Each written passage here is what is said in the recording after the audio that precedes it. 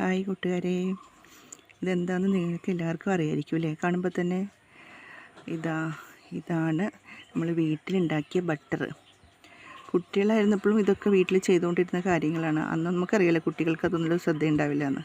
നമ്മളതൊന്നും mind ചെയ്യാറേ ഇല്ല. ഇപ്പം നമ്മൾ കുടുംബമൊക്കെയായി മറുനാട്ടിൽ നിന്നൊക്കെ കുറേ നാൾ ജീവിച്ചിട്ട് തിരിച്ച് നമ്മളുടെ വീട്ടിൽ തിരിച്ചെത്തുമ്പോൾ ഇങ്ങനെയൊക്കെ ഉണ്ടാക്കുന്നത് കാണുമ്പോൾ ഒരു മനസ്സിന് ഭയങ്കര സന്തോഷമാണ്.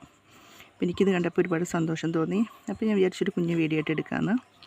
അപ്പോൾ ഞാൻ എടുത്താണ്.